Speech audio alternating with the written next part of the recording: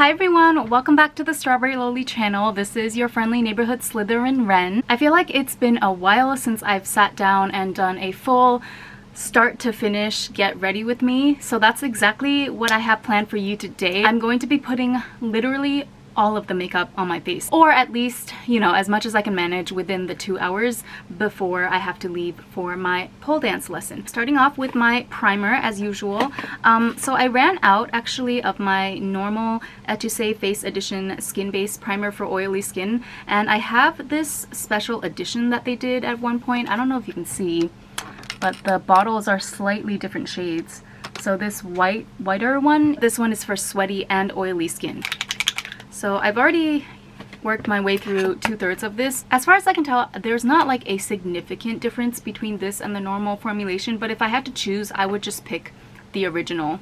And that's what I plan to restock after I finish the special formula edition. So I'm just blending that out and working it into my skin with this all-purpose amazing face puff that my cousin gifted me when I visited my grandparents' hometown last week. This is by the brand Amortals, which I thought was a Chinese brand at first, but apparently it's a Korean brand. This is the best puff I've ever used, you guys. I don't know what else to say. Let me zoom you in actually. So yeah, best puff I've ever used. It has just the right amount of like squishiness and springiness. Can use it for literally primer, foundation, concealer, all of it with this one puff. Even cheek products like cream blushes and stuff, I'm sure you could use this. I checked their Instagram. It seems like this is a bona fide full-blown line with different shapes and styles and even other makeup products as well, not just tools. So I'm definitely interested in picking up more from this brand. Alright, now I'm going in with my Maybelline Fit Me Fresh Skin Tint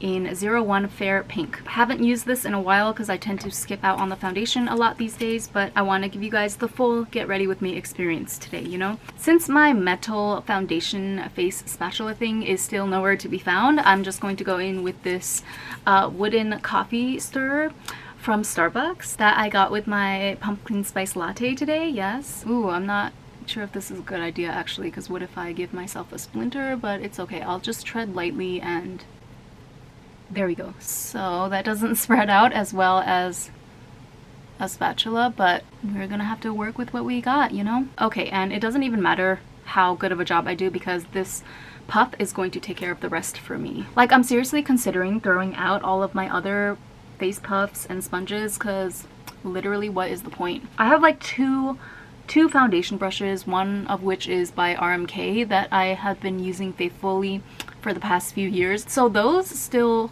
hold their own, even in the face of this, because they bring something different to the table. You know what I mean? Like, they're good for really just that initial evening out of the foundation on my face. But as far as the finishing step of really spreading out and, you know, patting down, blurring out the foundation so that it really blends into my skin, this is it. This is it. We don't need to keep like mediocre sponge options on deck, you know? I might have to do a video soon focusing solely on like new tools that I've discovered, holy grail level tools that have really elevated my makeup application game, because tools are often so underestimated and overlooked. A lot of times they are actually just as important, if not more so, than the makeup product itself. Alright, so now we're doing brows. I'm going to break away from my usual RMK brow palette just because I want to give you guys a little bit more variety. I might use this Judydoll Play Color Multi Palette that I picked up in China. This is in number 19. I think it's like Flowing Iris or something. I'm not going to use this palette for my eye look today just because I have actually been using this so frequently for the past few weeks that I'm a little bit sick of this, you know, muted eggplant mauve-y color story. I'm sure I'll be in the mood for it again later, but yeah, as of today I'm actually thinking of a pink eye look because I haven't done that in a while. But we're getting ahead of ourselves. Since this is a face palette though, I actually find that it lives up to that claim, you know? Like, I use this soft muted brown up here for my eyebrows, and then this lavender is really good as a base for your blush color, especially if you want to put a brighter blush color on top, like a pop of pink or something. This is a really good base to brighten up that area first. But yeah, let's not get ahead of ourselves. Let's get the eyebrows done first. And this formula is like really matte, no shine whatsoever, so that also lends itself to the eyebrow application well. That was a pretty flawless and effortless brow application as far as I am concerned. It always seems like I have the best brow days on the days that I don't actually have anything to do. And the days that I do have to go to something important like an event or something, well, depends how you define important. But the days that I'm invited to, you know, a Barbie themed barbecue or a rooftop pool party, that's when the eyebrows turn out all wonky no matter what I do. And I just can't really understand, like at this point I've accepted it as an unspoken law of the universe, but it's still quite annoying. Okay, but no, you see how that is like really muted and matte, and it looks really nice as a brow powder. Now keep in mind this was actually a joint effort, right, between this powder, which undoubtedly has a really great formula, but also the fact that I have as of late switched to using a really razor thin angle brush to do my brows, because I used to use this one by Mitsuyoshi, which is a little bit thicker in width. Go with the thinner one, you guys. Or I mean, at least if you have sparse eyebrows like me and you really need that precision point, I recommend you go out and find yourself a brush that looks exactly like this. I will say that as far as my personal, like everyday preferences go for the eyebrow routine, I still prefer an eyebrow palette of 3 or at least 2 different shades like this, or if you don't want to spend 4,000 yen on RMK, this one by Kate is not bad either. But yeah, it does help to have at least 2 or 3 shades to play around with. That can help give you a more natural effect when you're drawing on your brows, especially if they tend to be more sparse and need more filling in certain areas like mine are. But as far as like the multi face palette functional aspect of this Judydoll palette goes, I have to say I'm really impressed. Like the fact that I was able to achieve these brows with just 1 shade, that makes me a happy camper, and it really makes this palette a strong contender for a travel companion. So now I'm just priming my eyes with the Kaleidos Tone Activator Primer. I'm gonna use this brush. It's not really a brush, actually it's more like just a sponge puff on a tip. But yeah, this is from Daiso by the brand Eyedate. I got a couple of these on Shein like last month, but I ended up stepping on both of them and this part kind of crushed down. Even though they were still usable, I ended up throwing them away because the balance was just off. So that's a lesson to me to not leave my makeup tools on the ground anymore, but I was very pleasantly surprised to see that this was available in Daiso. This little sponge puff on a stick here, even though it may not be the most sophisticated tool, I find that it's just the easiest, quickest way for me to blend out concealer and eyeshadow primer and whatnot. Because see, my eyes are flat, right? So that's probably also why this works well for me, because then I don't have like a pronounced nose bridge or anything that I have to use a sharper tool to get into that crevice. I can literally just tap, bounce around on this pretty much flat plane that is the inner corner area of my eyes. Yeah, would you look at that, finally. We're seeing the positives to having flatter eyes. It also makes you look younger for longer, by the way. Because people with more deep set eyes, it gets more pronounced as you get older. I'm not saying that any one feature is better than any other, by the way. Like, you guys know my whole message on this channel. You need to train your brain to immediately go to the net positives and the benefits of your particular situation, whether it's your actual looks and facial features or your, you know, your financial situation in life. You need to be able to tell yourself a positive story, okay, no matter what the trend might be right now in society. This is gonna seem really random, but I really just want like a pink look today. Did I say that already? But yeah, I've been using this palette for the past 2 weeks and I'm really just in the mood to switch it up. I mean, this is actually really nice as far as smoky mauve tones go on my skin tone. It can go 2 ways for me when it comes to a smoky purple color story like this. I can either end up looking unwell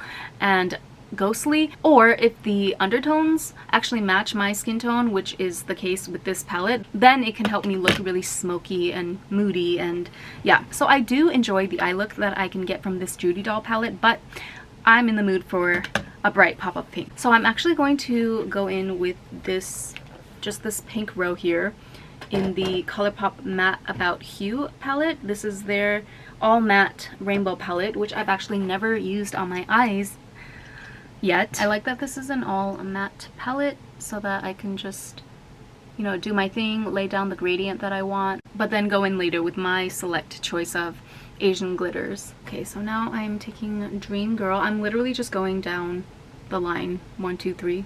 I don't want to hold this palette up again because these are very, very powdery and there's a lot of kick up. That's the thing about ColourPop, you know, the formula is pretty good. Like, you can turn out some really vibrant, pigmented, blended looks, but I would never, like, I just can't see myself traveling with any of their palettes because the powder tends to be a lot looser than many of the Asian brands that I use. Okay, so for the tear bag effect, I'm going in with the Can Make Creamy Touch Liner in 09 Darjeeling Pink. I recently had to repurchase this, so I have the empty one as part of my August empties. It lasted me longer than I thought, especially considering that I use this to double as a lip liner sometimes too. So I really was surprised at how long it lasted because I do use this pencil quite often to create my tear bag these days. So the trick for me is to start exaggerating the curve really early, like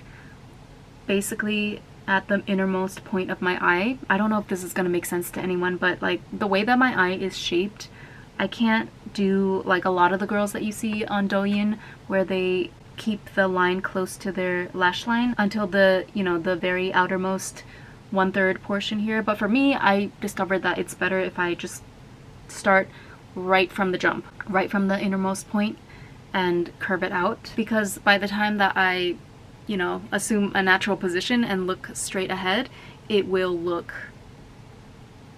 like the natural curve of my eye. Yeah, you know, I feel like that was the best that I could do to explain it, so feel free to leave comments or questions if you want me to elaborate on techniques. And then if I'm feeling really brave, I will literally bring the curve all the way up here, and then that will serve as a guideline for where my eyeliner should end.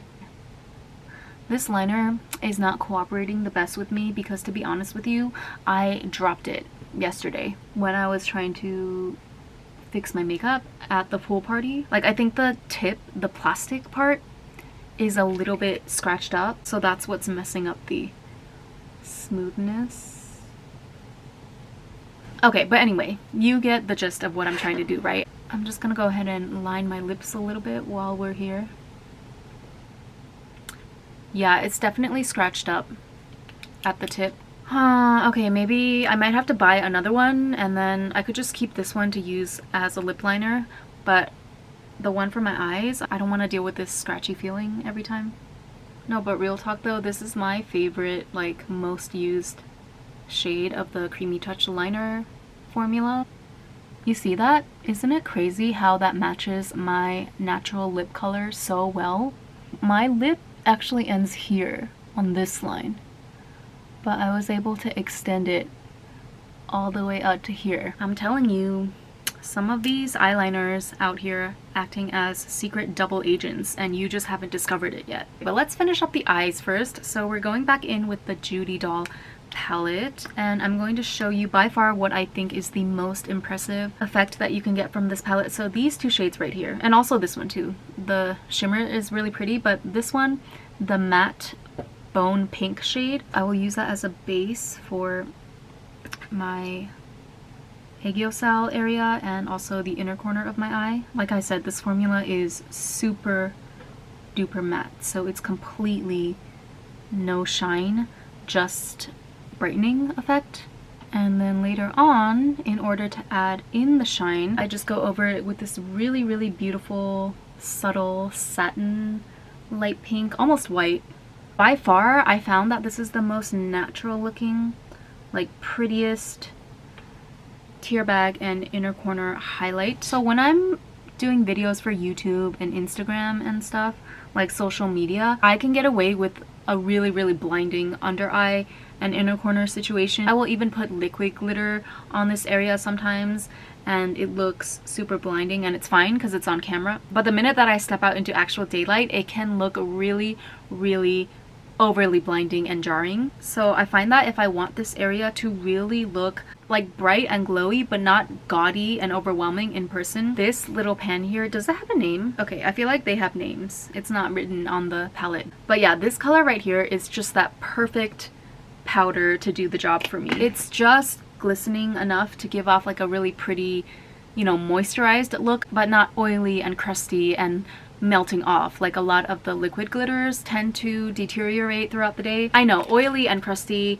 doesn't seem like a product could be both at the same time, but trust me, that's how I be looking at the end of the day with these liquid glitters. Of course, there's a bunch of other light shimmery eyeshadows that I can use in this area, but the danger with powders, especially on my flat eyes, is that they can tend to look really dry sometimes, like suck the life out of me. So I just find that this little pan right here, this shimmery light pink, is just the perfect medium for me. It gives the perfect finish in my under eye area. I feel like I spent too much time on that, but you know what? Apparently I am in the mood to give a masterclass today, so we're just gonna roll with it. So for the shadowy portion underneath the tear bag highlight, again, we're going for really, really subtle, really translating well in real life. I'm going in with the Sheepy Secret Kiwami liner. This is the most natural looking, most subtle tear bag liquid liner on the market. It just has the lightest and most subtle tan shade to it. Again, I'm talking about if you want your makeup to look really, really beautiful and just right in person. I'm not talking about barely there natural clean girl makeup. I'm talking about you want it to look obvious that you have makeup on. You want to maybe play around with a fun color like pink, but you don't want it to look like anything is overdone or melting off your face. That's the subtle balance that I'm really spending a lot of energy these days trying to achieve. You see, I totally miscalculated with the underliner. This is supposed to kind of connect at the end of the eyeliner, but I don't have time to redo anything, so we're just going to rock with it like this. Hopefully it won't be noticeable anyway when I put eyelashes on, so that's what I'm gonna do. Oh, before that though, we need some glitter, so I'm going to take this glitter up here. Such a pretty mix of silver, lavender, and pink particles. It matches like all pink and lavender leaning looks. Very, very sparkly and adheres quite well on top of many other layers of eyeshadow. Now I'm putting on eyelashes. In continuing with the masterclass theme, I think most of you guys know by now, but if not, I'll just re-emphasize that I always curl my false lashes first before I put them on my eyes. Very, very important if you have flat or hooded eyelids like mine. Most lashes, if you just take them out the case, they're gonna angle down when you glue them onto your lids. I think I've only ever come across a handful of lashes that I could actually put on my eyes without curling them, but most eyelash makers don't cater their lashes that well to consumers like us. Should I do that super extra thing where they draw the bottom lashes on? Let's just go there.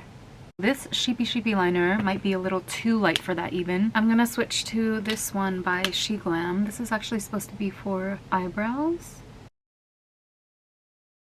And I don't have enough energy or time right now to explain how exactly to do these. I don't think I draw the best ones either, but I kind of have an idea of there's definitely like a certain way, a certain angle to draw them to make them look more natural. But we will just have to save that for another day. Okay, so for blush, I am going back into the Judydoll face palette. Wow, I guess we ended up actually focusing on this palette a lot more than I thought we were going to. Yeah, like basically the only place I didn't use it was on my top lids. Everywhere else, including my eyebrows, I have been using this palette. So I like the lavender blush down here. It is really, really opaque, or you can build it up to be opaque for being such a pastel color, which is actually quite impressive if you consider a lot of the other lavender powders or blushes that are on the market right now.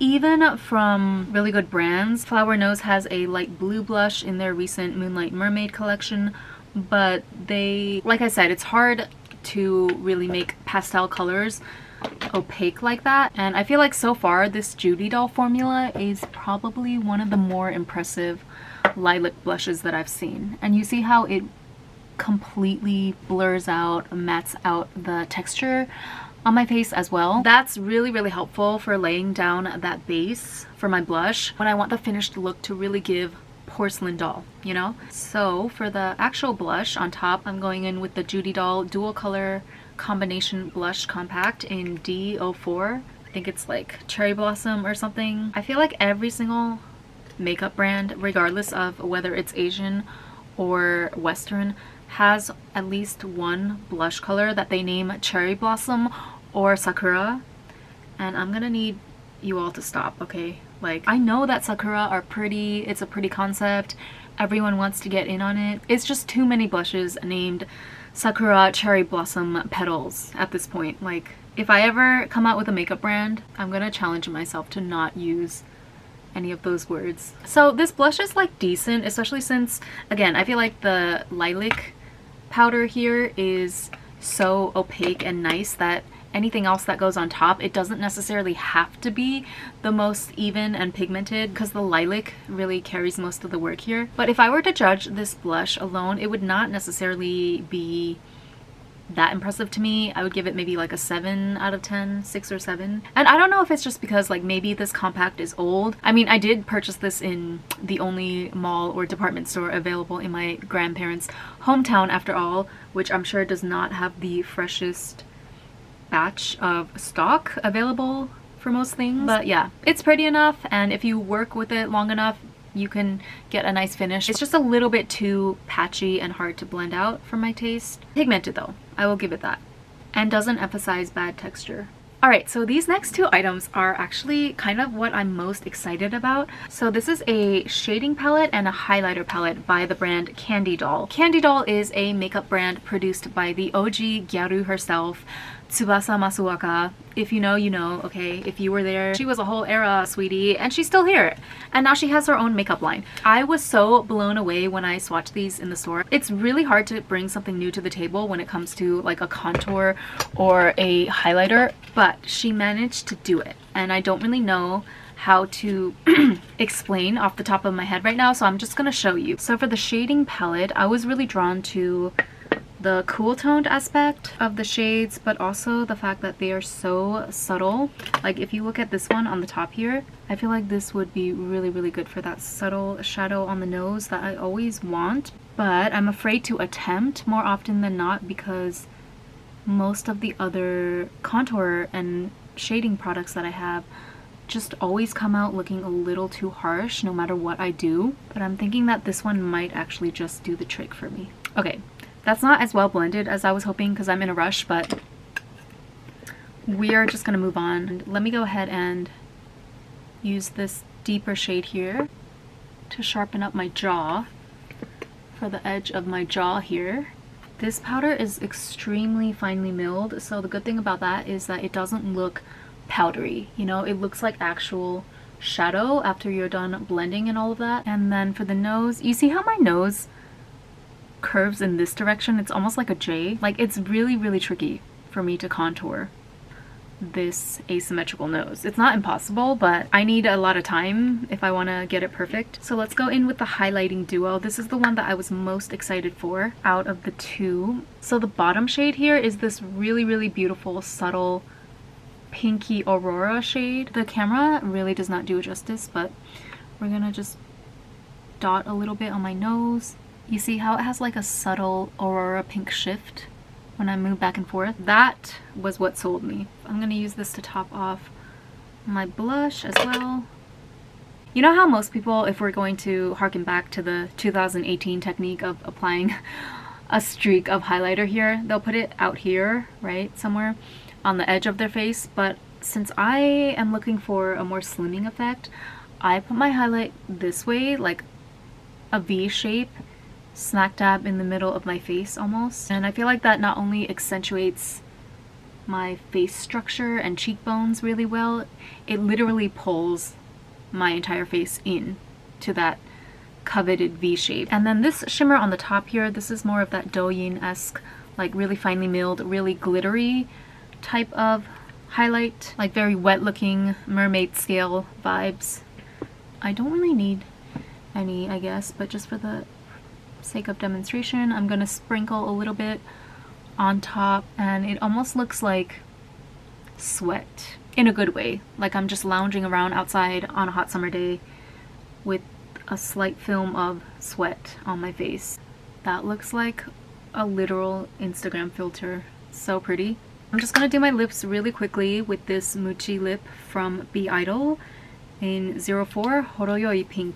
Still one of my favorite like matte formulations, although I feel like I tend to put even my matte lipsticks over chapstick, so I feel like this formulation is a little bit more, has a more moist finish than it was originally supposed to, because I mixed in so much chapstick with it. But it still looks super cute, and they have since like relaunched more colors, a different design for this Mochi lip formulation. If I get a chance, I mean, it's hard for me to justify because I really don't need any more new lip products, but the Eyebrow Mochi lip line, I know for sure that I like this formulation, so if you guys are interested, please let me know. I might consider picking up some more shades and swatching the new ones for you. So this is the finished look, you guys. I'm so happy to be in like a nice warm pink look again after 2 weeks of cool toned grayish moodiness. As I expected, and also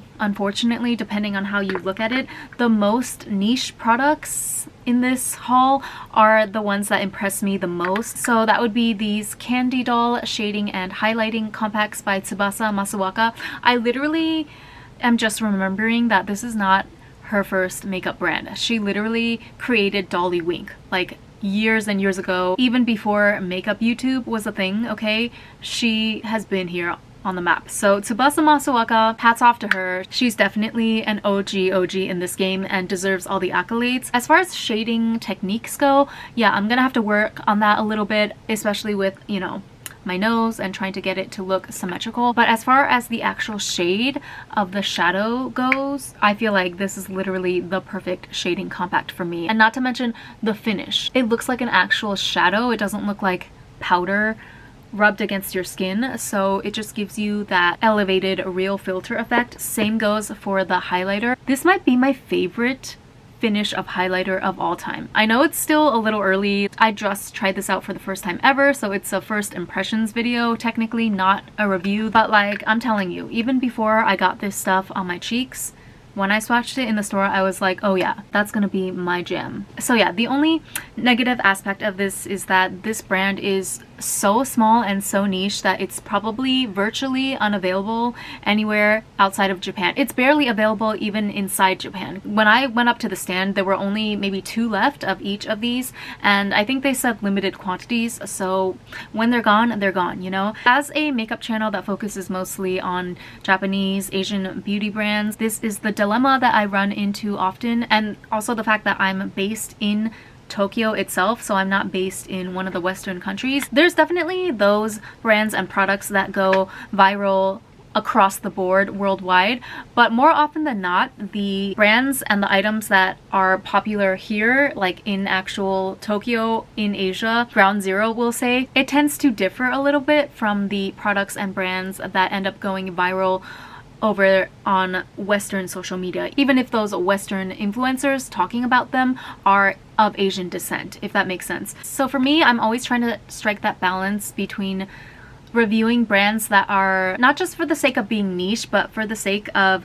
me genuinely thinking that a certain product or a certain brand is the best in one particular area. Those hidden gem type of products, I'm gonna say, at least from my perspective, for the type of makeup that I prefer, they usually do not come from the huge, like obvious trending big names in K-beauty and J-beauty. So I try really hard, and it's my passion to kind of go to the ends of the earth to find those niche products for you guys, which is not really the ends of the earth. Since I'm living here in Tokyo, they're usually right under my nose. But I also try to keep mindful of the fact that at least there is some way for you to get them, right? If it's not through the bigger avenues like Sephora or Ulta or Amazon US, I try to at least make sure you can find it on YesStyle or some Asian beauty online retailer out there. But once in a while, I do come across products made by such small niche brands that there's just no possible way for them to even make it across borders, right? Unless it was like me hand delivering the item to you. So these candy doll products unfortunately fall under that category.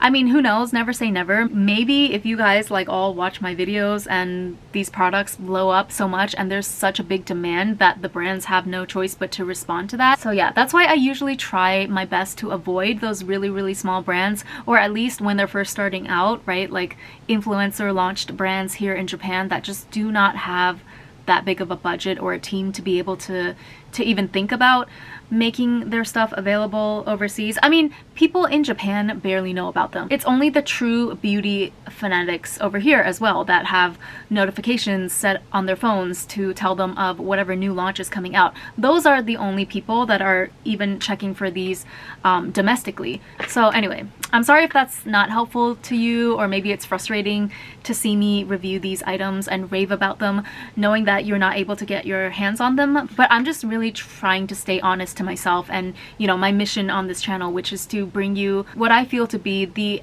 true cream of the crop, regardless of virality and accessibility necessarily. But yeah, the fact that I eventually had no choice but to go ahead and purchase both of these, that also just speaks to the undeniable quality of these. Like, I just wish there was a way to bring every single item that I find, regardless of the size of the brand or their marketing capabilities, to the people in the rest of the world that want them. But unfortunately, that's just very hard to do with the size of the channel that I have right now. Anyway, with that, I really need to run. So I hope you enjoyed this Get Ready with me, and I'll see you in the next one.